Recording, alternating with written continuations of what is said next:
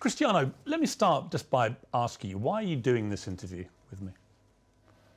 Because I think it's the time to say something, and because I like you. As simple as that. Well, don't say that in public. Well, I like you too, and I appreciate it, because I think that you've had to sustain a lot of criticism this year in particular, probably more than at any stage in your career. And I think it's time to set the record straight and to clear up a few things, not least, I suspect, for the fans of Manchester United. You must be wondering what the hell's been going on. Oh, as I say many times, the fans, I'm always gonna say good about them. They are the most important things in football. You play for them. They're always in my side. I feel that every time when I walk in the streets, the fans coming to me, and they appreciate what I do for football. And for me, it's the most important in football. The fans, for me, is everything. I want to take you back to last summer. You're at Juventus, and there's massive speculation about where you're going to go. And the big rumour is that you're going to go to Manchester City. So first of all, how close was that to happening? Well, honestly, it was close. It was close. It's something that they spoke a lot, and Guardiola say 2 weeks ago, I guess, that they try hard to have me. But as you know, as my history in Manchester United, your heart, your feeling, the history that you did before make the difference. And of course, as well, Sir Alex Ferguson. So I was surprised in the same way, but it was conscious decision because the heart speaking loud in that moment. You were a Manchester United legend. So when you say your heart led you, it's because of that, the history you had with the club and the relationship you maintained with Sir Alex, with the fans. I think it was the key. It was the difference in that moment. But I cannot be loyal if I would say that Manchester City wasn't close. But I think I did conscious decision. I don't regret at some point. And as you mentioned before, Sir Alex Ferguson was the key. Did you speak to him before you Yes, came I back? did. Yes, I did. I spoke with him, and what did he say to you to try and persuade you? he said to me that it's impossible for you to come to Manchester City. And I say, okay, boss. So I took the decisions, and I repeat I was with conscience that it was a good decision. You came back and it couldn't have started better. You played at Old Trafford. Yeah, you won 4-1 against Newcastle. You scored twice. Sir Alex was there, loving it, obviously, the return of the prodigal son. Your mother was there, the return of her own son. Your mother was crying, obviously. Obviously, yes. But what a comeback. How did that feel that day when you came off the pitch? Well, that feeling was amazing, but not only the day of the game. I felt before the week before that everything changed. The world speak about me, Cristiano, back home, back where they belong. So it was a special moment to be back to Manchester United, to perform for our fans, and of course to score 2 goals was the best welcome that I received in Old Trafford. It was a memorable day and unbelievable day too. The Viva Ronaldo chant went up. Yes, Viva Ronaldo. You like hearing that? Be back, of course I did. Yeah. As I told you before, the fans for me, they are everything. 2 things happened, I think, within 24 hours of you re-signing for United. One, you broke the all-time record for shirt sales in 24 hours. You actually beat a guy called Messi at PSG. You must have been happy about that. Of course I do. As you know, I don't follow the records. The records follow me. So It's good. Another one in my book. And the other one was the Manchester United tweet announcing that you were rejoining the club. Was the most tweeted or most liked tweet, I think, in Twitter history. It's good, as I told you before. It was a good moment. Nobody expect, because things change around, in my opinion, in 72 hours, which is you plan, or they spoke, not only Manchester City but other clubs too, spoke about your name, that you will change Juventus for another club. But Manchester United wasn't there, wasn't in that pot of that teams, but surprised everybody, even me, to be honest. After a few weeks, things weren't going well at Manchester United. The club just wasn't firing. And in the end, Ole Gunnar Solskjaer, the manager, got sacked. And that's within like 2 months of you coming back. What were you feeling about what was going on at United? And what did you feel generally about the club itself and the state that the club was in compared to when you'd been there before? Piers, to be honest, when I signed for Manchester United, I thought everything was changed, because it's 13 years that I changed. I was in Real Madrid 9 years and 3 in Juventus. And when I arrived, I thought everything will be different, you know, the technology, the infrastructures and everything. But I was surprised in a bad way, let's say in that way, because I saw everything was the same. And Manchester, it wasn't in that moment that, as you mentioned, that Oli was sacked.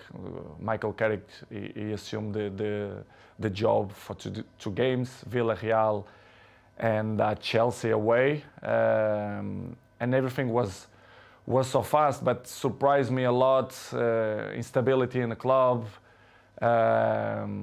everything was kind of the same that I Hadn't moved on. No, they stop on the clock, in my opinion, which is something that surprised me. I didn't expect. And slowly they start to change. Even the windows, the new players, and was tough. Was tough for me, because I didn't expect that. And because when you were there before, if Manchester United wanted a player under Sir Alex Ferguson, they normally got their man. Right now, it's a very different environment. After many years of failure since Sir Alex retired, United weren't getting the top players anymore. So were you surprised by that dynamic changing as well? Because you would have been used before to them, if they wanted top players, they got them. I was surprised. I thought when I signed, that they signed in that year Sancho and Varane plus me, that things will be in the way that Manchester should be. As you mentioned, well, Sir Alex Ferguson left a big gap in the club. Not only Sir Alex Ferguson, but one person that I thought make the difference, David Gill, the president, a very, very good man. And the structure around Sir Alex Ferguson was very important too. I knew that Manchester United wasn't the same, but I don't see that it was so big gap, so big things that go through by the last 10 years. And it was the thing that surprised me more, to be honest. It was little things like even the swimming pool that the players use, the saunas, all these facilities. Nothing had changed since you'd left in 2009. Nothing changed. Surprisingly, not only the pool, the jacuzzi, even the gym. Even some points, the technology, the kitchen, the chefs, which is I appreciate, lovely persons. They stop in a time which it surprised me a lot. I thought I will see different things, as I mentioned before, technology, infrastructure. But unfortunately, we see many things that I'm used to see when I was 20, 21, 23. So surprised me a lot. You'd also, of course, as you said, you'd been at Real Madrid and Juventus, where you saw them moving all the time to progress with technology, the latest thing, to improve performance levels. So you were able to compare what you'd experienced there with what was not happening at United. In United, the progress was zero, in my opinion. To compare with Real Madrid and even Juventus, that they follow the recent world. So the technology, especially the terms of training, nutrition, and conditions of eat properly and to recover better than before, surprised me. Manchester right now, to compare with that club, I think it's behind, in my opinion, which is something that surprised me. A club with this dimension should be in the top of the tree, in my opinion, and they are not. Unfortunately, they are not in that level, but I hope the next years they can reach to be in a top level. When you look at, I mean, United have had some of the best managers in the world follow Sir Alex Ferguson, and they've all been relative failures compared to other stages of their careers. Do you think that partly that's down to the structural element of this, that there just isn't the support that top managers need? I don't know what's going on, but since the Sir Alex Ferguson left, I saw not evolution in the club. The progress was zero. For example, we have an interesting point that how the club as Manchester United, after Ole, they bring sport directive Ralph Rangnick, which is something that nobody understands. This guy is not even a coach. A bigger club like Manchester United bring sport directive. Surprised not only me, but all the world, you know. Well, it was a ridiculous decision, wasn't it? Of course, in my opinion, you have to be honest. If you're not even a coach, how are you gonna be the boss of Manchester United? It's something that I should see that Manchester is not followed not the right way to reach successful like other teams, like for example Liverpool or Manchester City, Chelsea. They are one step behind or two because of this kind of mistakes. In my opinion, they should improve and change probably the staff or the people, the directives or presidents. I don't know who is the problem there, but did it show a lack of ambition to you when they replaced Ole Gunnar Solskjaer, who a lot of fans liked, but he obviously wasn't delivering the big titles that United wanted and were used to. But to appoint someone like Ralph Rangnick, I mean, I'd never heard of him. And I'm thinking if had you heard of him? No, of course not. You'd never heard of this guy? Nobody, and the people who I speak, nobody knew it. Who is him? And suddenly did you call him the boss? Of course, I respect. We have to call because he assumed the job. Regardless, all the coaches that I had in my career, I call them boss because if they assume the job, we have to call in that way. But in the end, deep inside me, I never saw him as a boss because I saw some points that I never agreed, and he stopped in the time as well. Because if you're not being a coach, the next 5 years, you're gonna lost the identity to be a coach. So surprised me a lot. But in the same way, don't surprise me a lot because if you see the structures, they keep it the same. So the coaches didn't surprise me, but was a tough moment. What was extraordinary was very quickly after Rangnick took over, he started briefing journalists that you weren't pressing enough and that maybe it would be a good idea if you moved on from the club. And I'm like, who is this guy? And why is he saying this to the man who's scoring the goals? To be honest, Piers, it's something that I don't understand. It's the new coaches that coming around, they think they find the last Coca-Cola in the desert, which is I don't understand. The football there invents many years. So, but I respect any coach have a different approach, different opinions, different mentality, but kind of some points that you not agree. So I'm always like that in my life. I'm always been beside the best coaches in the world, Zidane, Ancelotti, Mourinho, Fernando Santos, Allegri. So I had kind of some experience because I learned from them. And when you see some coaches that they're coming, that they want to revolution the football, I not agree. I have my opinion, they agree or they disagree, but it's part of the business because in the end of the day, I'm in a club to win. And with my experience, I want to help, like always. And some coaches that don't accept. And, it's part of the job. Did he know what he was doing, Rangnick, or not? At a club like United? No, they don't. They knew with the club very well, but they don't know the dimension of the club inside, the history of the club, which is for me surprised me even more, which is when the soccer Ole Solskjaer, you should bring a top manager, not sport director. Did you think it was right to get rid of Solskjaer, or would you have kept him on?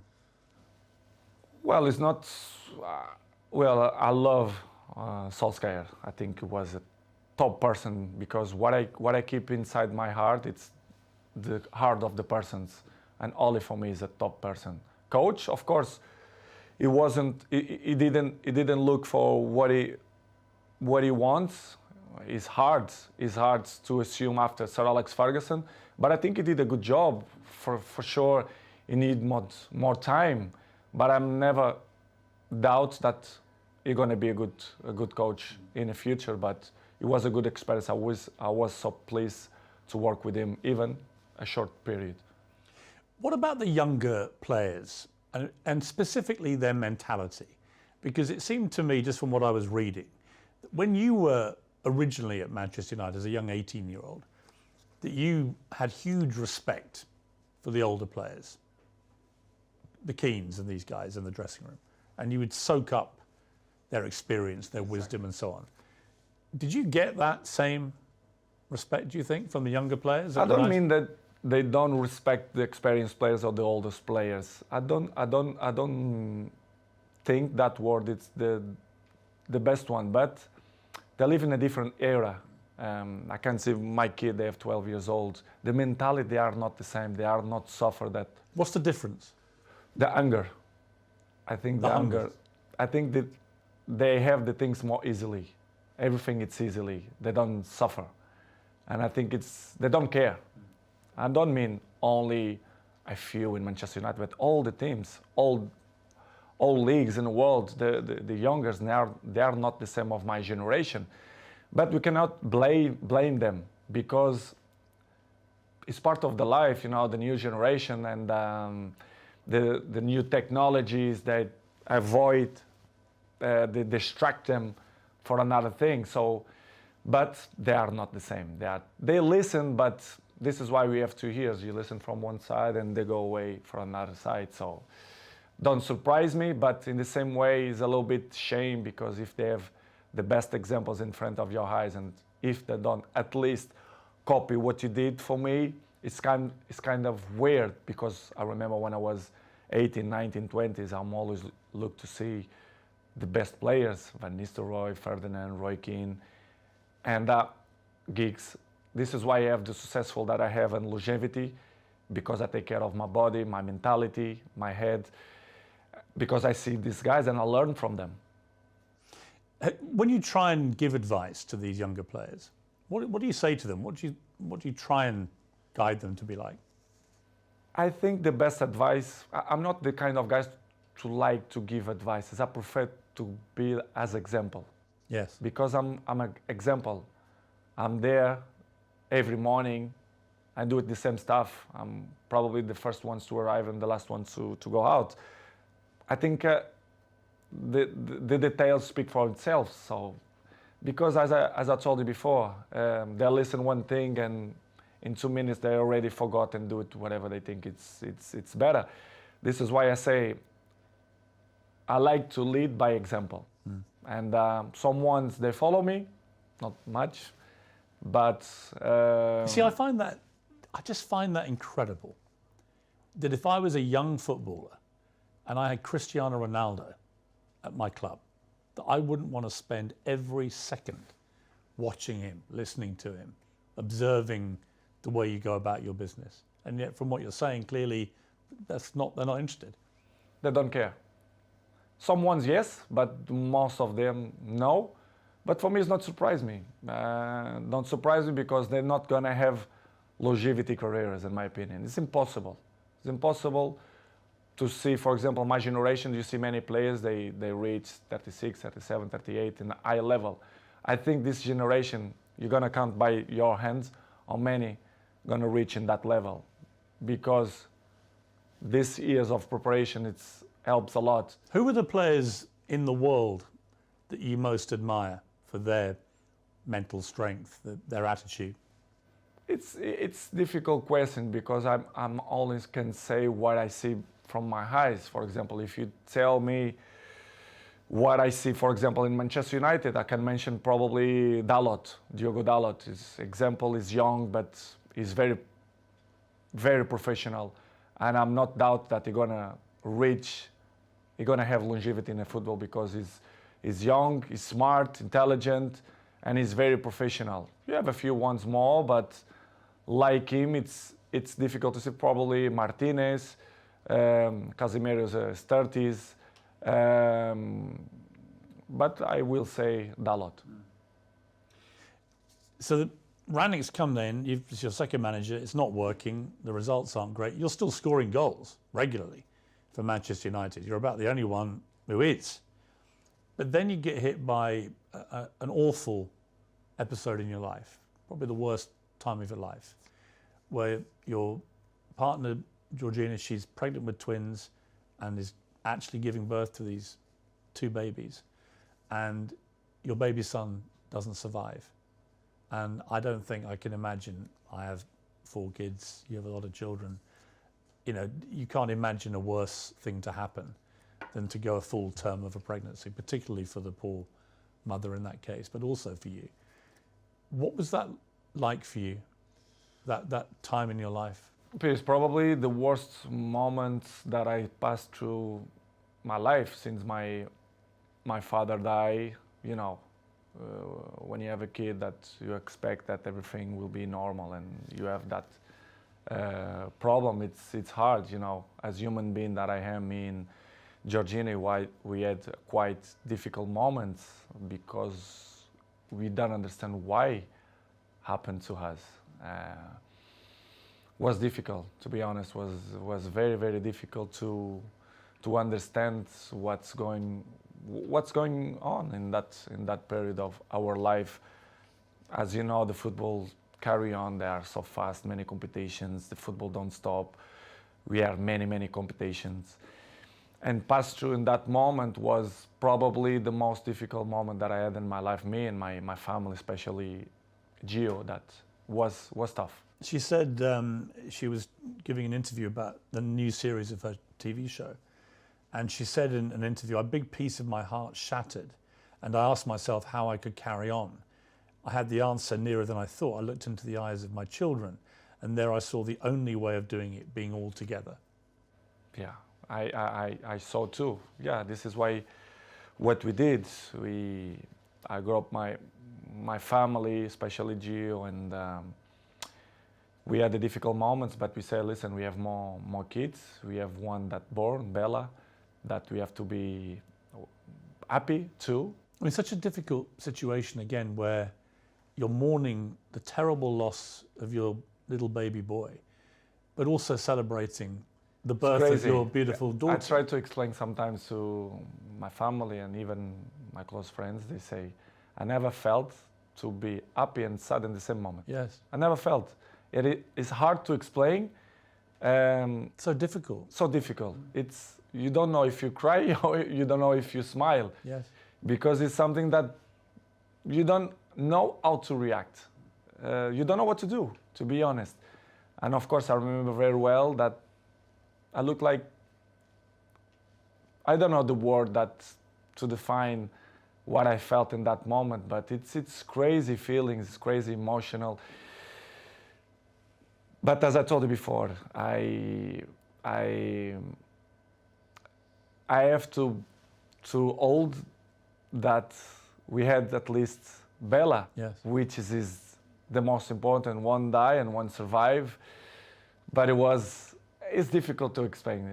How did you explain it all to your other children? They must have been so confused about. In the beginning, Gio arriving home and the kids start to say, "Where's another baby? Where's another baby?" Of course, Cristiano, I had conversation with him in the day because he's 12 years old. He knows, he understands everything. And I had a nice conversation with him. We cried together in his bedroom, and he explained, and it's kind of, he didn't understand. He understand, but in the same way, he was a little bit confused.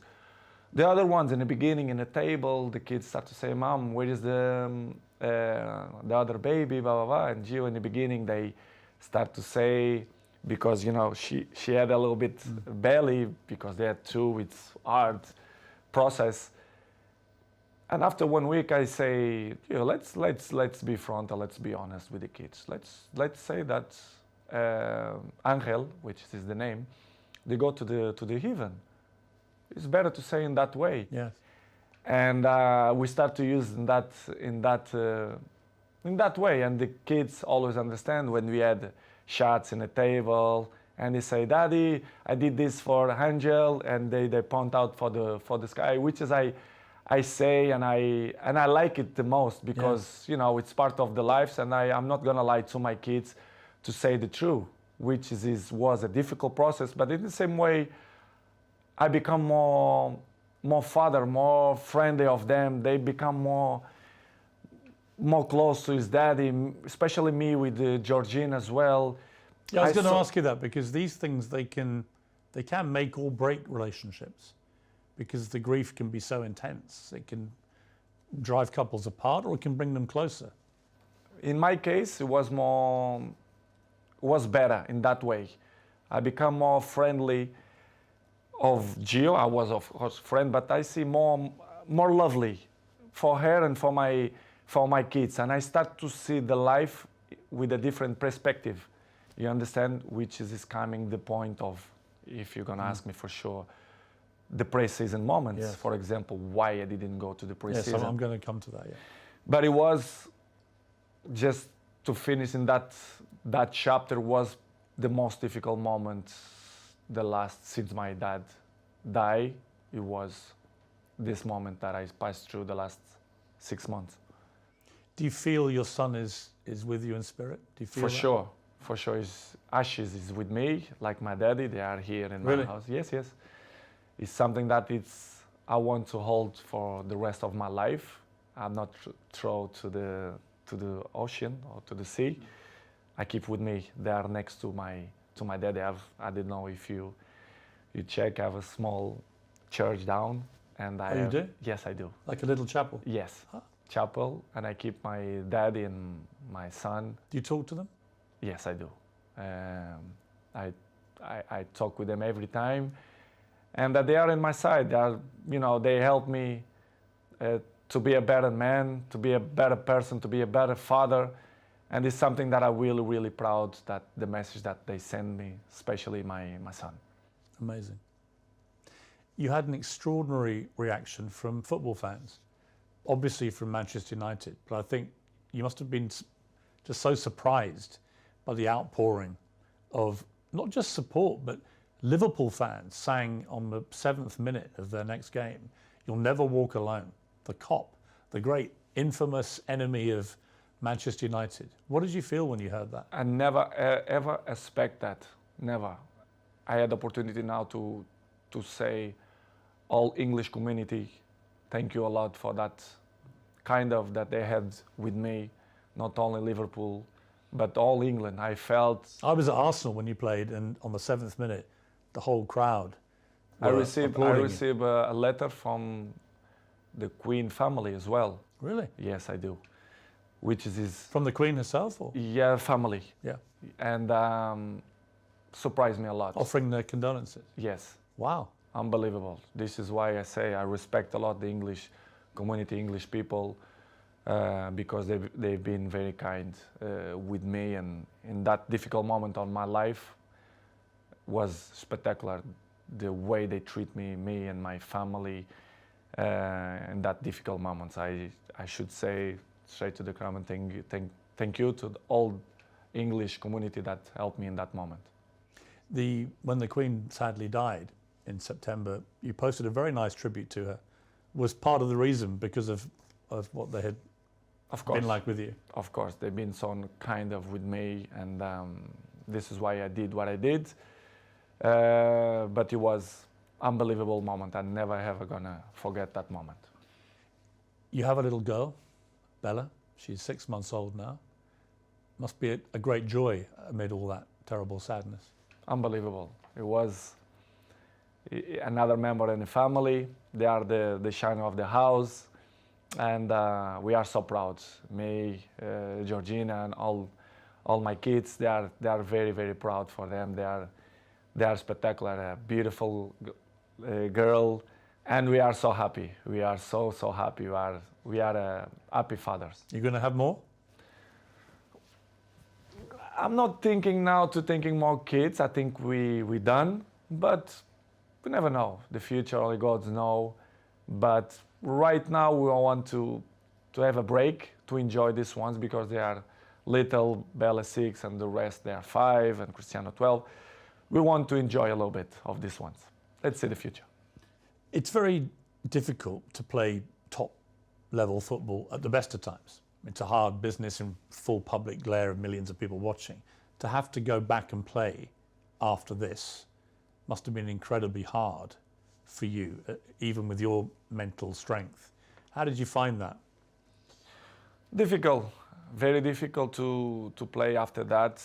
But as I always have good support from my family, and Georgina told me, go to play, go enjoy, to do what you like to do. We're gonna help for you to forget a little bit the situation.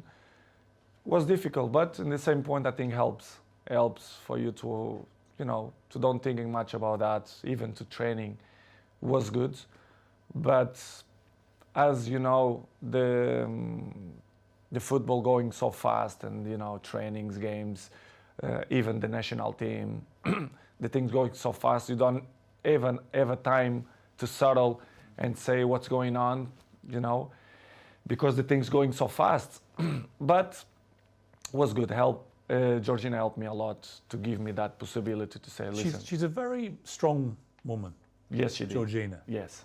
I mean, really strong. Yes. Just to be your partner is probably not an easy time a lot of the time, with all the attention all the time. But to go through what she's gone through and still get up and be there. We help each other. But she struggled when she was young, which is she look at life with a different eyes. Even she's young, but she suffer. She born in Argentina. She have his issues with his family as well. She live alone. She have interesting life and histories as well. And she helped me a lot. She's very mature for his age. We help each other. Sometimes when I'm a little bit down, she push me up, and I do it to the other side. So we are a nice couple. We help each other. So I'm really pleased that she's on my side. Any movement on the wedding bells, Cristiano? I'm not thinking now about that, but I can see in the future. I think she deserves, but it's something that not coming now in my plans, but in the future, yes, I want. 4 days after this terrible time in your life, United get a new manager, Erik ten Hag. Did you know much about him? A little bit through Ajax, the job that he did for Ajax. You end the season with 24 goals for Manchester United, including 18 in the Premier League, 6 in the Champions League. You were second in the Golden Boot for the English football. I mean, by any normal yardstick, that's an incredible performance. And yet you were still getting criticised. It was almost like, well, it's got to be your fault, even though you scored all the goals. Were you as bemused as I was that you were becoming the focal point for the criticism? I think it's easy to point out when you want to cover other things, to point out Cristiano Ronaldo. It's easy. Everyone know that press, they wanna put me in the first page because they know they will sell more. The interesting will be different, and I'm used to live like that because I was 37. I know and I learn many things. When you are in the down of the wave, when you are in the top of the wave, you don't realize and you don't see things that you don't see before, which is I appreciate to have bad moments to see which people is in your side, who criticize you more, because they're looking for that. They don't like to see successful people. The people only try to bring negativism. And I felt the last 4 or 5 months that not only for me, but even for my family as well, for Georgina, especially around the world, the press criticize me even more. Sometimes I don't understand why. Even Portuguese press that they criticize me a lot. I don't understand, but I still believe that the jealousy is part of that. They want to cover many things that helps to shine other things. But listen, Piers, I know I'm 21 years in the top of the game, so I know how it takes. So for me, it's not a problem. It's hard when you are a little bit down to listen to this criticism. Do you read it all? Do you read newspapers? Do you read social media? A good thing that I have, it's I don't like to read because I know 90% of the times they lie. They are garbage. The press, they are garbage. Not all of them, but most of them. They don't say the truth. And they lie. They constant lie and they constant attack me and my family. They're always negativism against my family. Why I'm gonna read? Because I know they try to make me feel bad, me and my family, which is something hard to deal. But in the end of the day, I understand.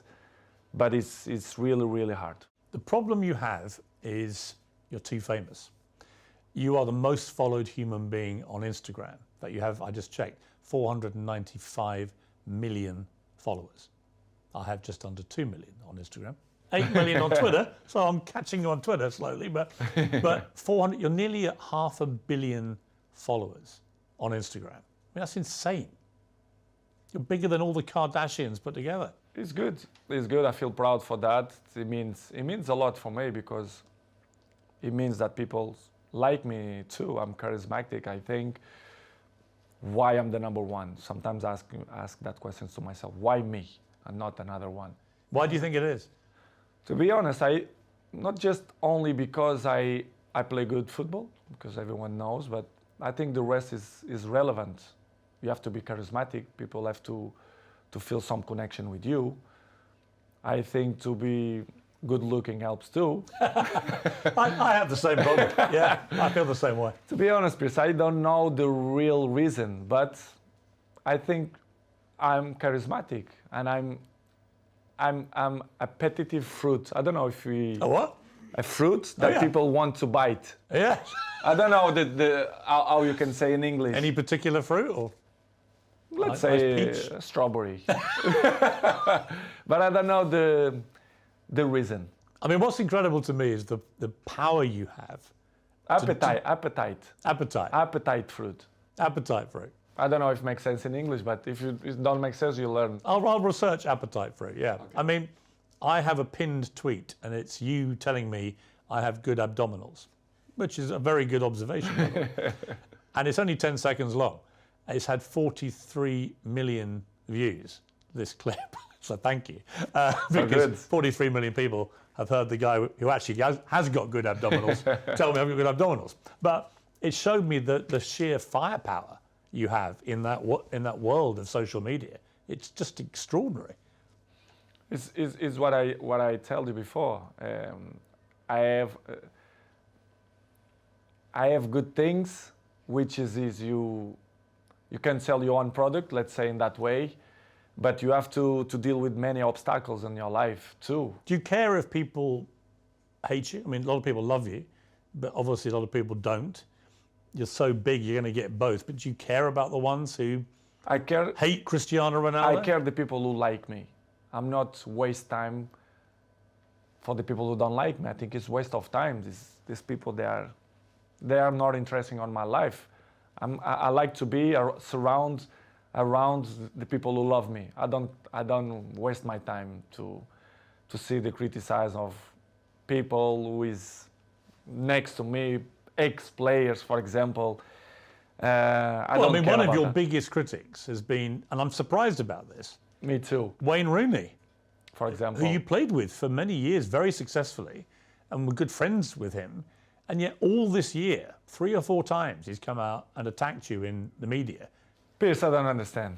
You should ask this question to him, but I don't know. I don't know why he criticized me so bad, or I don't says- believe he that says- he's jealous of me. He says your behaviour is unacceptable, United should sell you, blah, blah, blah, blah, blah. I mean, it's Wayne Rooney. It's not Surprised like me. It was 1 year ago or 6 months ago here in my house. You pick up his kids here and invite Cristiano to go to his house to play football. I really don't understand people like that, or if they wanna be in the cover of the paper, of the news, or they want a new jobs or whatever. Is it jealousy as well, perhaps, that you're still playing and still in the Man United red Probably shirt? because he finished his career with 30s, so I'm still playing high level. I'm not gonna say that I'm looking better than him, which is true, but but That is inarguable. I mean, there's no contest. it's hard to listen that kind of criticize and negative about people who play with you. For example, Gary Neville as well. Yeah, I mean, Gary Neville, you blanked him the other day on the pitch, and he looked quite upset, actually, because he obviously likes being your friend, but he's been pretty critical of you as well. When you People can have his own opinion, but they don't really know what's going on. For example, inside the training ground and Carrington area, or even my life, they should listen not only one point of view, they have to listen my point of view as well. Because it's easy to criticize, but if you don't know the whole story, it's easy, you know. But it's, Piers, as I say before, it's part Are they of... still friends of yours, or do you have a line where... They are not my friends. They are colleagues. We play together. They're not coming. We not have a dinner together, for example. But as I told you, Piers, before, it's part of my journey. They keep criticize me, negativism every time. So I continue my trip, and I have to catch up the people who like me. Some of your ex-colleagues have been incredibly supportive. Rio Ferdinand has always got your back. Roy Keane always has your back. Whatever happens, he's always supported you and has continued to do so. Does that mean a lot to you? It means a lot because I was in the dressing room with them. They are part of my journey in football as well. As I mentioned many times, Roy Keane for me was my best captain ever. Rio Ferdinand helped me a lot. He was my neighbor, I was his neighbor. So very, very good guys. Not just because they speak good about me, but they was there in the dressing room. They are football players. They know how players thinking and the behaves, etc. And to listen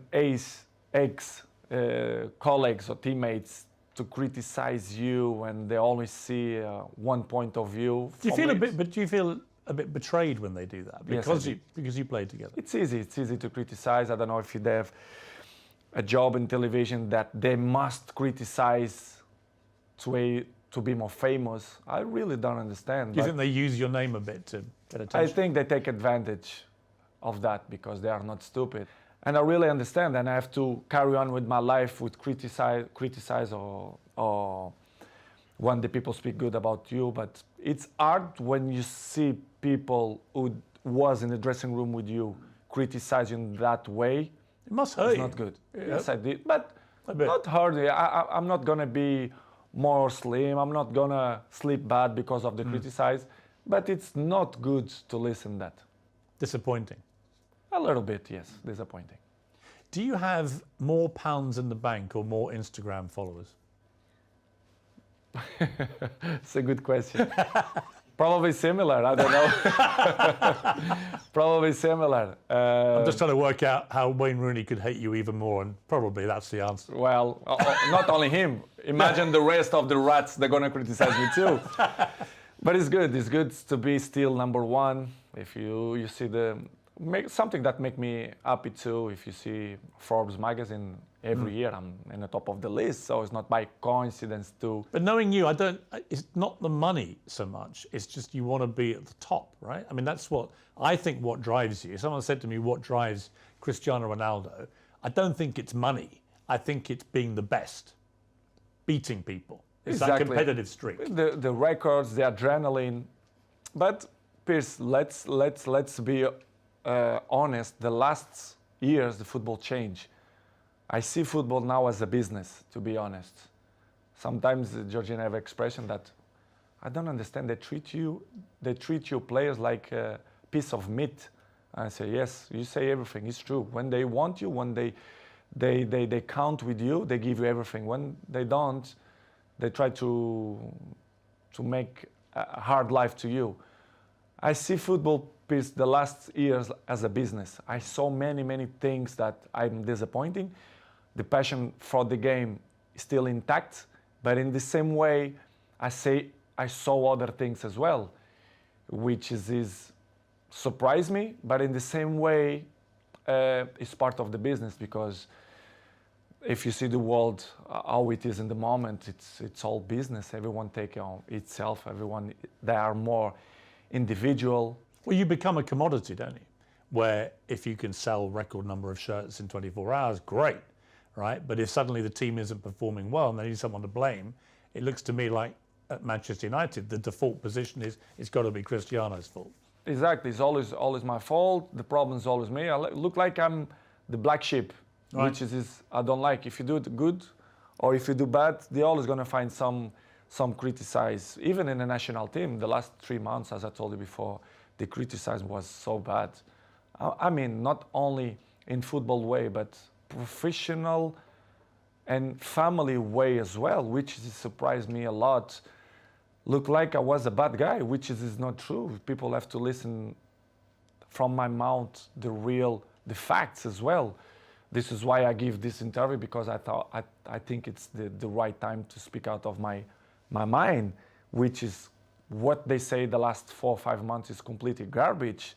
I'm not gonna say 100%, but 99% it was garbage. People say false things or lie things. Which things have annoyed you the most? Family issues. Well, I want to talk about one in particular on that, which is when you were late back for the pre-season training. A lot of speculation, because you'd said several weeks before that you wanted to play Champions League football and that you were maybe looking for another option because it didn't look like United would get to play Champions League. Let's make my points. For example, the pre-season moment, and after you mentioned new clubs or the interesting. For example, the pre-season, I had a very bad, which is I don't say nobody. The people who surround me, they saw, friends and even my mom. I had some problems in vacation that my young daughter, they have a little problem. They have bronchitis, which is Bronchitis? Bronchitis, Really? yes.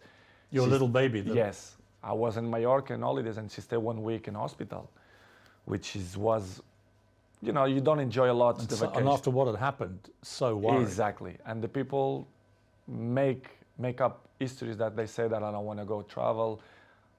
Piers, people have to understand that I'm a human being. I'm always going to be in my side of my family. I'm not negotiate nothing behind that. You understand? And I even have the letters from the hospital, the feedback of the health of Bella, which is I'm not showing nobody. Nobody asked me. I keep for me. People forget that I'm human being, that I passed through a difficult moments. Well, you must have been worried sick. I mean, I was very worried. You lost your baby son, and now your baby daughter's in hospital. Exactly. And you must have been absolutely. I spoke with the directive and the president of Manchester United, and then kind of that didn't believe that something going wrong, which is make me feel bad. Really? Yes. They didn't believe you. They believe you, but in the same way, they are there. I never is ever gonna change the health of my family for the football. Never. Now or 10 years behind or forward. And it's something that really hurt me because they doubt of my words that I struggle, especially Bella and Gio. We had 1 week in hospital because the Bella have a big problem. And I didn't go to the pre-seasons because of that, because I didn't was allowed to leave my family if something happened to do it a pre-season because I think it wasn't not fair to left my family for a pre-season. This is why I didn't go. I mean, that would, if my employer didn't believe a story like that, I would be so angry. Because everyone, I'm not mentioned only in that Manchester way, but in the world, especially in the football world, they are very, very, very individual. Everyone on look for themselves or themselves. They don't care about your moments, your struggle moments, your issues, family problems. They want you. They want you. Doesn't matter your family problems. I don't mean Manchester, but in a general. As I told you before, the football goes so fast. You have many competition, many games, pre-season, World Cup now. Listen, we have you have one game. After 3-4 days, you have to be in the national team, preparation for the World Cup. It's hard. Sometimes you have to sell everything and, be with your family, take the best decisions. And in this summer, I didn't feel comfortable. I feel uncomfortable the way they treat me, especially the press. They doubt about me, the professional that I am. It's impossible to be 21 in the top of the game if you're not professional. They doubt about me, which is make me feel very, very, very sad, because in my life I'm always one of the best professionals. This is why I'm still playing the high level. You play in a pre-season friendly and you leave the ground early with several other players, and there's another huge fuss about this.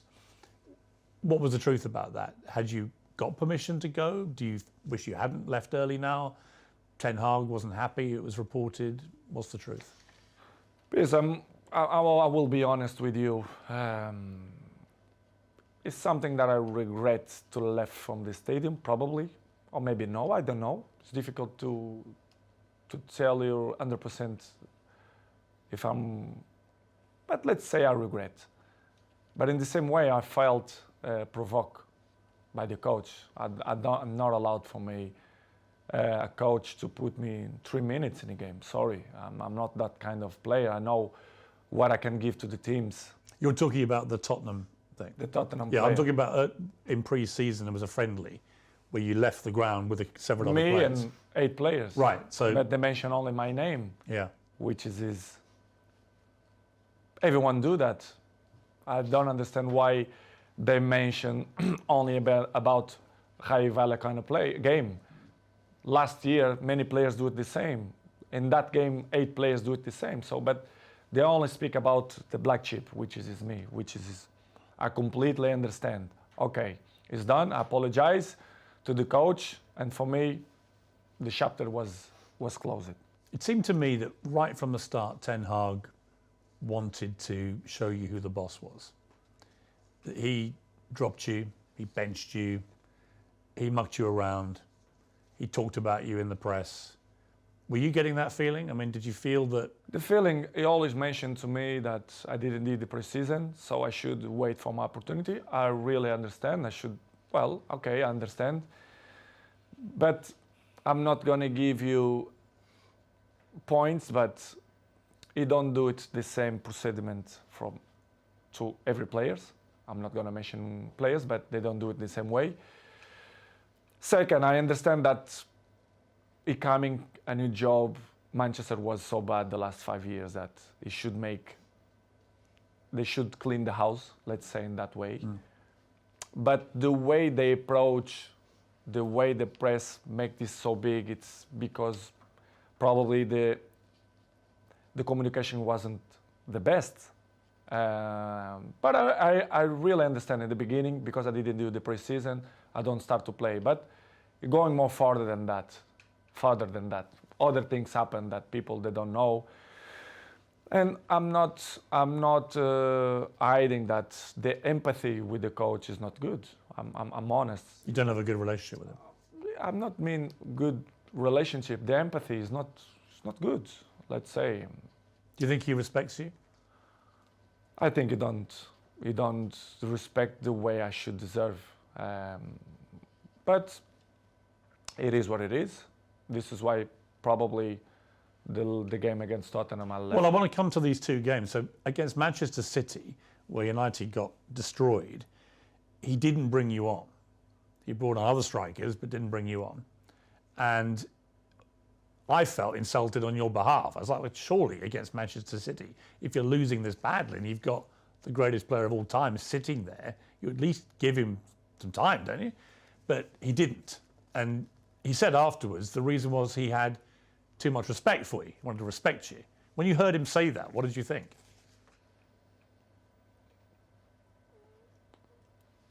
Excuses. I say as excuses. I say many things that I don't wanna criticize him. He can have different opinion than me, that they choose the players that I think is better for the team. I respect that.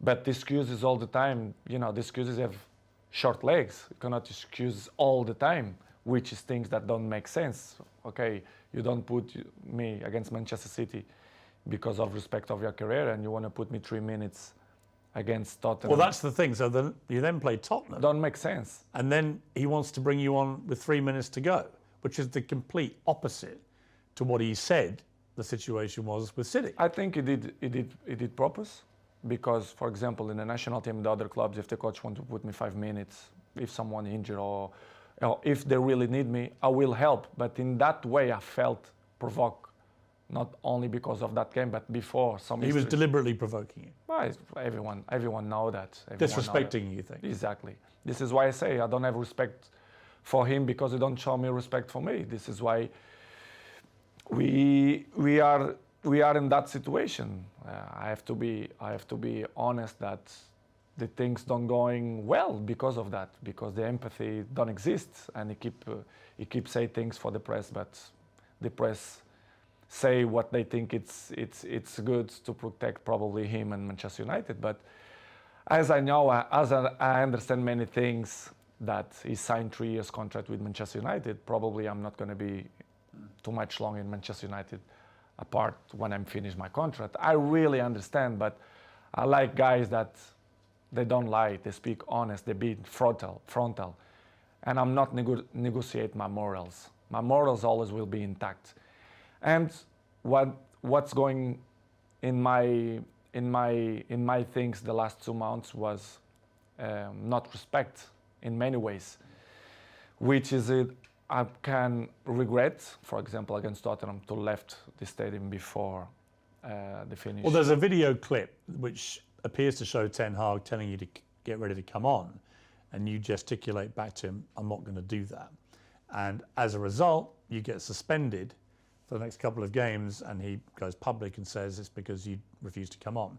And you did then issue a statement of some regret, saying, you're a professional and you've never been suspended before, I don't think, in your entire career. I mean, when you look back at that, I guess my question would be, you've always been very acutely aware of your role model status around the world.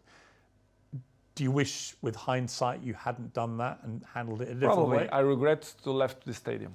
Yeah. But I was, as I told Piers before, I didn't felt that he had respect for me to put me on 3 minutes after the issues that we had before. I was very, very, very, very disappointing for the communicator of Manchester United, to be honest. I never had a problem with any club, with any coach, and they suspend me 3 days, which is I felt a lot, and it was. And level of sport clubs, I felt a lot, and it was a shame. Was it humiliating for you? I think so, yes. I have to say the truth, what I felt. I remember I arrived. Well, I don't want to say details what he pretend to do it, but I'm not going to say that. But I remember arriving home and Cristiano see me, Daddy, you not go to the game? I said, no, because the club punished me with 3 days. And he did like, how they gonna punish you if you are the best player in the world and you're not gonna play? I said, no, I'm not gonna play because I'm behave. And he look at me like, my daddy, not behave. What? In one way, I was good because I was like more relaxed, but in the same way, I feel very disappointed because, okay, I regret, I apologize. I'm not perfect. I commit a mistake, but to suspend me 3 days for that, I think it's too much. And they make fire for the press, which is really disappoint me. And that seems to have been the pattern of the way Ten Hag has wanted to treat you since he became manager. Just constant attempts to disrespect you, I guess. Many points happen. I think in some certain points, I think was strategy from the club for me to react like that. Because they wanted you to leave? Probably yes. They're trying to force you out. Yes, not only the coach, but the other 2 or 3 guys there around the club. At the senior executive level? Yes, that I felt betrayed. And you think they're trying to get rid of you? Honestly, I shouldn't say that, I don't know, but listen, I don't care, I'm always, people should listen the truth. Yes, I feel betrayed, and I felt that some people that don't want me here, not only this year, but last year too. They didn't want you to go there at all? No. Really? Yes. The owners of the club, they don't. The Glazers? The Glazers, they don't care about the club. I mean, professional sport. As you know, Manchester is a marketing club. They will get his money from the marketing. The sports, they don't really care, in my opinion. Do you ever talk to them, the Glazers? Never. Never? Never. Not since you've gone back? No. They give all the power to the president, the sport directive. A lot of Manchester United fans are very negative about the Glazers. They think they're taking all the money out and not spending enough on players, on the infrastructure issues you talked about. Do you think the fans are right? The fans, they're always right. I think the fans should know the truth, should know that the players, we want the best for the club. I want the best of the club. This is why I'm coming to Manchester United. This is why I love this club. But you have some things inside the club which don't help to Manchester reach the top level as City, Liverpool, and even now Arsenal, for example, which is complicated. It's difficult.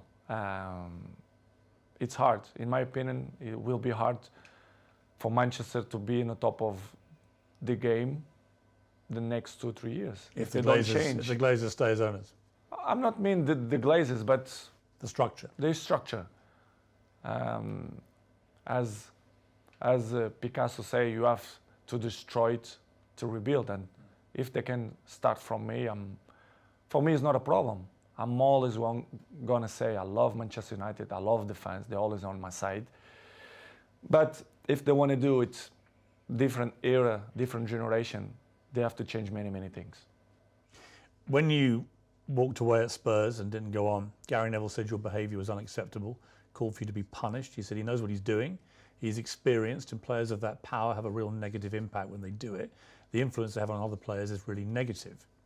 And it was after that that you gave them the old blank treatment, which was very funny, by the way. But for Neville to say that about you? They don't see the big picture. Why I react like that? What's happened? All the behind the scenes. All the behind the scenes. I was probably not provoked. They will accept to play 3 minutes after the whole situations that going through the last 2 months. Don't tell me that top players, the guys who won everything, the key players, will play 3 minutes. Come on, this isn't acceptable. After what they keep saying before, that they respect me, they do this, they do that. For me, it wasn't not respect. This is why I take this decision. I regret. I apologize to my teammates for the situation. I did a post in Instagram. I regret to left from the stadium. I regret my teammates. They know what I felt. I say to them, apologize. But in the same way, I'm not regret to take the decisions to don't coming on. I'm like that. I will be always like that. If you don't have respect for me, I'm never gonna have respect for you. And the coach didn't have respect for me, so this is why the relationship it's in that way, and he keeps saying in the press that he count with me, like me, blah blah blah blah blah blah. But it's only for the press. Really? Yes, 100%. So where are you now in your head with all this? Because the World Cup is about to start. You're going to go there with Portugal, and we'll talk about that in a moment, with a very exciting team, actually. But where are you with United? They won't be playing again now until after Christmas. That leaves a few days before the January transfer window.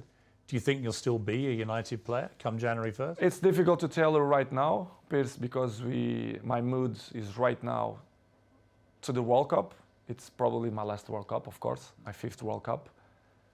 I don't know what's going to happen after the World Cup.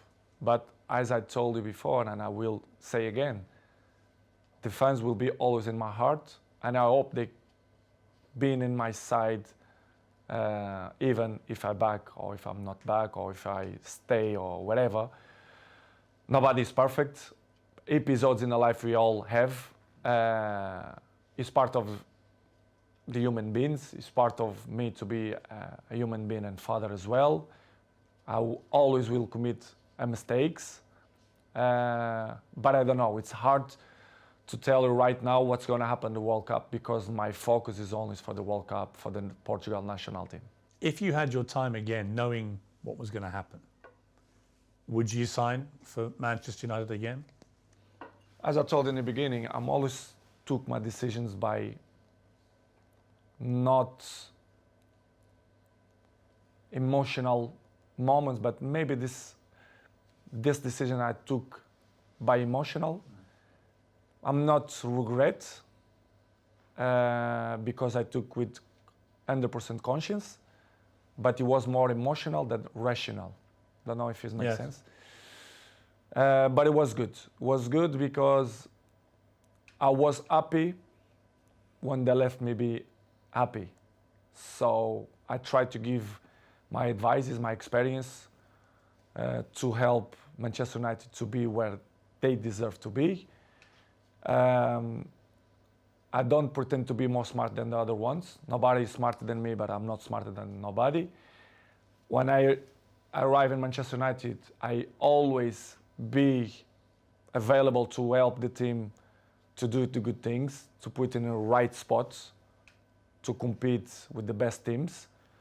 But it's hard when they cut your legs and they don't like you to shine, and they don't listen to your advices. I think I have a word to advise to the club because the trophies that I won, individual and collective, I think I can help a lot. But when the infrastructure is not good. What's amazing is you ended last season with hat-tricks. You're scoring hat-tricks for fun, one against Tottenham.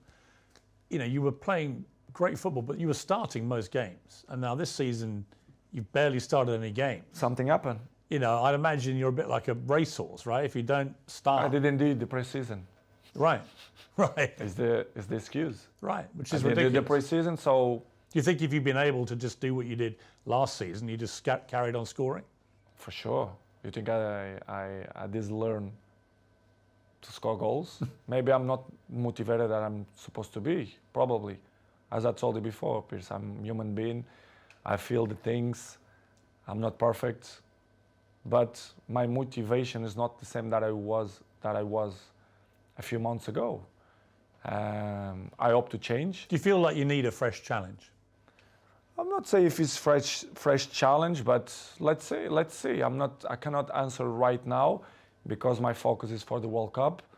But I don't know. Maybe it's good for Manchester and probably it's good for me as well to have a new chapter. Probably, but I don't know. If I will be back, I will be the same Cristiano. But I hope people being on my side and let me shine like I did all the clubs and all years. What is the truth about other clubs making offers for you? Some people have said there were no offers at all. I happen to know that there was a gigantic one from Saudi Arabia. I mean, for example? Like 350 million euros for 2 seasons, is that?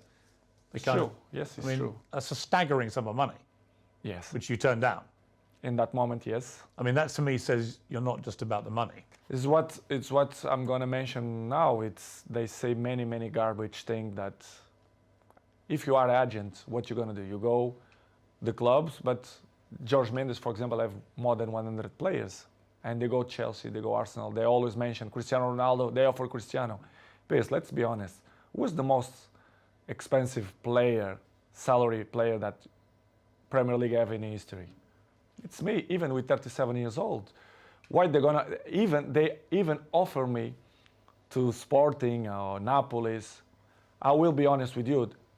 I didn't have many clubs, but I have many offers of the other clubs. Right. Which is I didn't change because I didn't plan to do it, but I have. But what the press keeping say and the garbage press say that nobody want me, which is completely wrong. And I was happy here, to be honest. I was motivated to do it, a great season here. But they continue to repeat. Nobody want Cristiano. How they don't want a player who last year scored 32 goals with national team? I mean, that's the point I don't get, because there are people out there, and you see them, you hear them, and they say, well, he's not the player he used to be. As if somehow at 37 you're going to be as good as you were at 21. Anyway, everyone changed. But you are the greatest 37-year-old anyone's ever seen, right? And you're still extremely fit. So it just seems to me nothing's changed from the player I saw banging in hat-tricks last season, except that you have a coach who doesn't want to start you. A few months, what they're going to change? There's nothing. Do you feel like you can still be a top player? But for me, it's stupid question when the people say, they are not the same. Nobody is the same.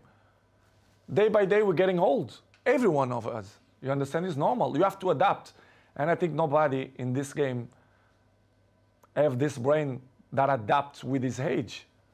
I'm not want to be cocky to say that I'm the same that when I was 20. Of course, no. But I'm adapt and I be smart to know my strength, what I'm good to do. And I'm still playing the high level and I score goals and I will continue to score goals if my mind is clear and happy, and if the people surround me that help me to be a successful player, especially the coach, the president, directives. But when you feel that the energy don't go surround you, it's difficult you to be yourself, which has happened. This is what's happened with me. But what they say the last 3 months is completely garbage and wrong. They say that I offer me this and that, and many presidents and directives speak about they reject from it. It's completely lie. They lie because it's not what's happened. I had many clubs, not many, a few clubs that they want me to sign, and I didn't go because I feel comfortable here. This is the truth. How easy is it to turn down £350 million to kick a football for 2 years in Saudi Arabia? It's hard. It's hard. It's hard. But in the same way, I thought that I was very happy here. That I'm still capable to score goals and make people up. Is it also that you want to keep playing at the highest level? That you want to play Champions League football? You want to keep breaking records? Is it, again, it comes back to my gut feeling about you that if it was just about money, you'd be in Saudi Arabia, right, earning this king's ransom. But that's not what motivates you. You want to keep at the top. Exactly, because I thought I still believe that I can score many goals and help the team, because I still believe that I'm still good and capable to help national team, even Manchester United. But if you don't feel surround you that the energies is in your side, it's difficult. Of course, the criticism is going to exist all the time. 37 is still not the same, but I want to see if some guy of my age maintain the level that I show. I'm the fourth guy in history of football with more games. No goalkeeper, which is I know how to be good, how to be fit, how to protect your body. You're not going to teach me that. Nobody going to teach me that. I know. Are you as fit as you've ever been, do you think? Yes. In this moment, I feel very good. I expect to have a few minutes more in my legs, but I saw yesterday I have 1,000 minutes plus 118 from the national team. I'm still feeling good, fresh. I believe that I'm going to do it amazing World Cup. I'm prepared physically and mentally. But Piers, it is what it is. Life is good. I'm good. My mental is good. I'm happy to do this interview with you. I know they're going to generate many polemic. Of course. But Cristiano. But they would polemic. anyway, right? I mean, they've all had their say, and now you're entitled to have your say. And you know better than anybody because you are Cristiano Ronaldo. They criticize me when I don't speak. Of course, when I'm going to speak, they criticize me even more. But it's something that I can deal with that. I know I'm going to disappoint a few people. Maybe I'm going to make happy a few people, but it is what it is. The life it's completely difficult. We have obstacles in our lives, and I will keep running to fight against the people who don't believe me, and the life is a challenge, and I want the people that they are wrong when they say that if you do leave United, and I accept that this is not a done decision either way, but if you do, and it seems to me like it's more likely than not as we sit here, what would your message be to Manchester United fans who've had to read all this stuff all year and probably have a very mixed idea about where the truth lies? What would you say to them if you do end up leaving? It's hard for me to say that I will not be back to Manchester United, but regardless, as you say, it's let's see what's going to happen. But as I told you before, the fans for me always will be in my side, will be always in my heart. I see during the days when I go to the street, the love, the passion the people have for me, the respect. I hope that they never forget the things that I will continue to do it, not only in the past, but in the present too. Manchester will be always in my side. The fans will be always in my side. Doesn't matter what's going to happen. And I appreciate the love that they send for me all the time. Even when I'm done play, even when they criticize me, they always will be in my heart. So thank you to all the supports. I hope to see you soon. And they always will be in my heart.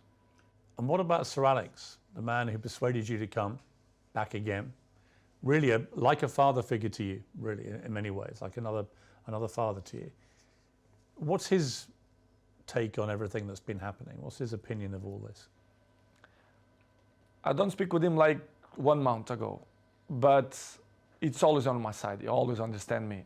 He knows better than nobody that the club is not on the path that deserve to be. He knows. Everyone knows. The people who don't see that is because they don't want to see. They are blamed. The fans, they are always the answer and the passion for the game. Manchester belongs to the fans, but they should know the truth. The infrastructure, they are not good. They should change. If not, Manchester not going to be where they used to be when Sir Alex Ferguson, David Gill was. And I hope to be part, if they count with me, to help the club to be successful. If not, the life will continue. I will continue to my journey.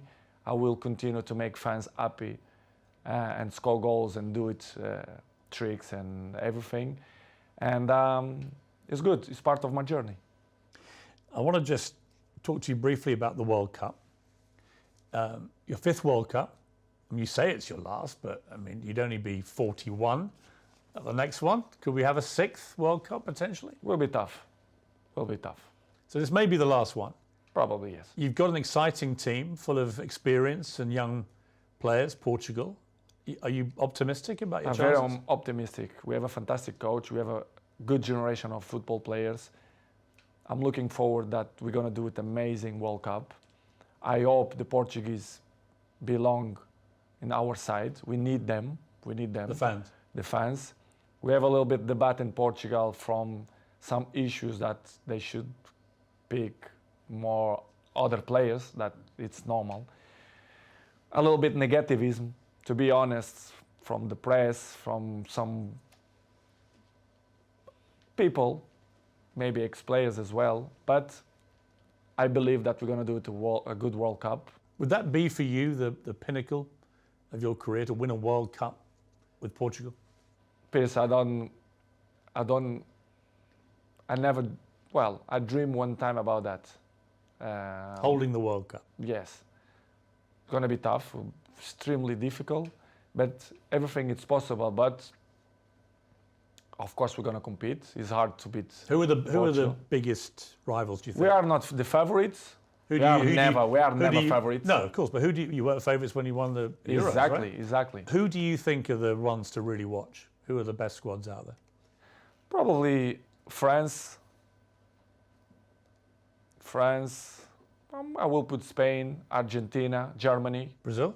Brazil, of course. They look good to me. They look good. But after coming the Portugal, so everything is possible. What about, you haven't mentioned, England as well. yeah, of course, England. do you think England have a chance? Have a chance beside Portugal, in my opinion. But let's see. Will be different. Will be in a winter. Is it weird playing at winter? Do you care? Do you care? I don't really care, to be honest. A part of the issues that the country, wherever they try to speak now that it wasn't not good option to do it there, but they should do that before. We should focus only in football, the competition, to people to enjoy. Do you think all the politics and the morality debates and stuff, should that all be left aside now? 100%. Focus on the Of game? course. I feel that. Of course, they should do that. That debate should be had before you award the countries. Exactly. They should concentrate it in all competition, all the national teams, the people to be welcome in Qatar, and I see a good tournament. To be honest, I think Qatar they are prepared. They are prepared for that, and will be weird to play in the beginning of the season. Yes, but in the same way, a challenge. I think it's. To be honest, it's good. I feel good. I feel with good energy. So what about this idea? You get to the final, Portugal v Argentina. You score 2, Messi scores 2. The last minute, 94th minute, you score a third for your hat-trick and you win the World Cup. Is that, be honest, It's too good. Come is on. that the dream? It's too good. I didn't expect that. Too good dream. But if it happened, Come on. that's the He dream. can score another player. I don't care. If the Portugal be in a final and score, even the goalkeeper, I will be the most happy man in the world. But if this happens, come on. I will say I will finish football if this happens. That's it, you retire, right? Yeah, I retired. 100%. 100%. I mean, it may well be Messi's last World Cup. He's never won it either. I mean, you're linked forever, the pair of you. To me, the greatest there's ever been. You're number 1 for me. Thank you. He's number 2. You're number 1 to you. He's number 2.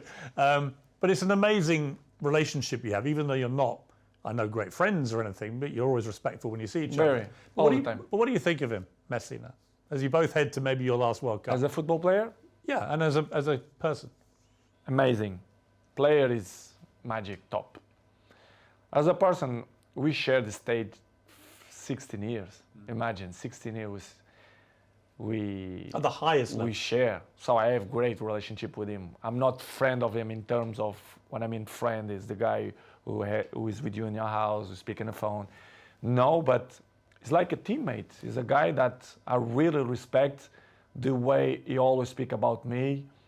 Even his wife or my girlfriend, they always respect. They are from Argentina. My girlfriend is from Argentina. Yeah. So good. What I'm gonna say about Messi? Great things. He's a good guy. You do everything for football. The best player you've ever seen? Excluding yourself? Probably yes. Him, Zidane, probably. Yes. That I fight with him. Yes. Have you ever had dinner together? Never. Would you like to? Why not? One day to sit down Yes. Listen. I love. and... Can I come? I love, of course. I love to meet people. I love people.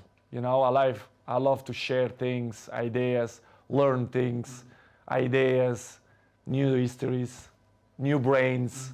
Why not? I will do it for sure. I will do it. That would be... That In a would few be, years, Yeah. at the bat, as Maradona and Pelé did. Yes. No problem. Come on, I'm a good person. I know I have a good heart. I don't like to to criticize people. It's not the way I took my life. Everything is positive. And if there's like a weird sequence of events and Mbappe goes to Real Madrid and PSG ring you up and go, we've had a great idea. We want to put Messi and Ronaldo up front. Everything it's possible in football. So, And that would be incredible.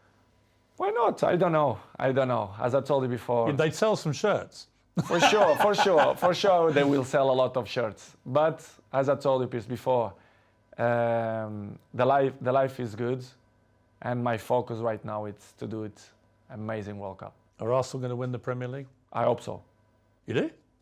Manchester first, if not, Arsenal is some team that I like to see to play. Did you rate the team at the moment? Yes, I do. I like the team. I like the coach. I think they do it a good team. And if Manchester United don't win the Premier League, I will be happy if Arsenal do. What would you like your legacy to be, Cristiano? I mean, well, let me ask you first. Do you have any plans to retire? I mean, how long do you think you can keep playing football? I want to play 2 years more. 2 years more? 2-3 years more maximum.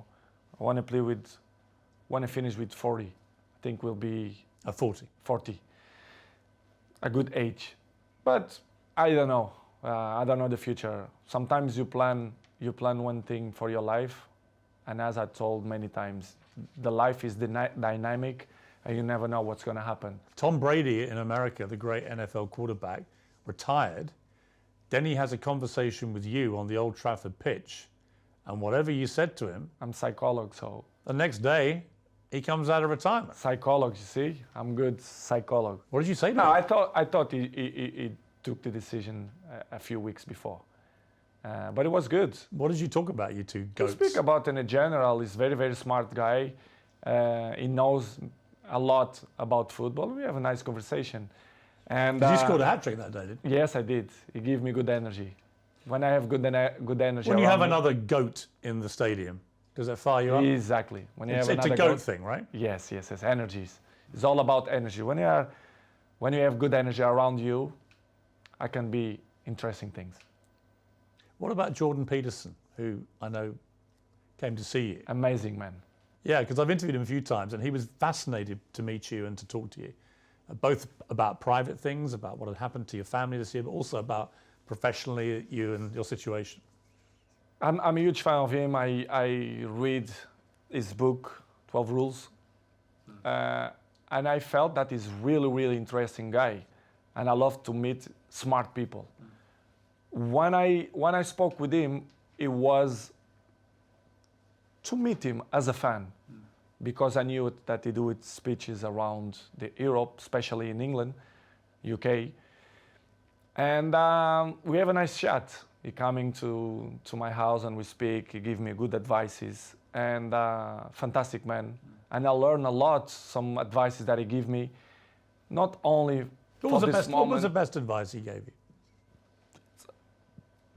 We had a nice strategic conversation, not only for the moment of my life. I mean, not only for football, because my life is not resumed only for football. I'm a businessman. I have, and many important things on my life. And when you are surrounded with these people, with you as well, people that make your life more interesting, they reach something in your daily life, I appreciate, because it's that kind of people that thinking outside the box, which is I appreciate. And we had a nice conversation, strategic conversation, not only for the moment, but for the future as well. He gave him some points that I never expect, but the beginning was to meet him, a good person, an intelligent person, and was fantastic. And we keep in touch. I speak with him. It's good. You're going to do Cristiano Ronaldo's 12 rules to life? Why not? For the future, Maybe probably. 20. You got more rules. Exactly. For the future, probably. I wanna educate it. I want to educate it, not only my family, but my fans. As you know, I have millions of fans. Yeah. Probably for the future, I want to do it some book, but not the type of book. I've got a good idea for you on that. I told you. It's a good one. But to help people how to maintain longevity. And also, I think in your case, how to survive life, right? There's a lot of people out there who are struggling to just deal with life. And the one thing you do better than anybody I've seen in sport is resilience, mental strength, right? That's what it's really I think about. it's the most important thing. And I can see me in the future. Of course, I want to improve my English. It's very good. It's much better even than last time I interviewed. Yeah, but I have to improve. I have to do more interviews. I have to improve. I know, and I want to improve, and I see myself to do it when I'm retired, to speak for millions of people, advices, Yeah. how to be a professional player, how to maintain your longevity, how I'm not a psychologist, but I passed through many things, and I can You know, above all, how to win. how to win, which is the most important. And I think That's what it's all about. I have experience to inspire people for that. I think I'm a role model, and I can help many people in that way if they want my help. They want to listen to it, right? For sure, especially the young people. I want to be with the young people, to speak with them, not only for them, but for the fathers as well, to put them in the right spot. Cristiano, what a pleasure. Thank you very much indeed. Thank you very much, Piers. It was Great a pleasure interview. for me too. Thank you. Thank you very much.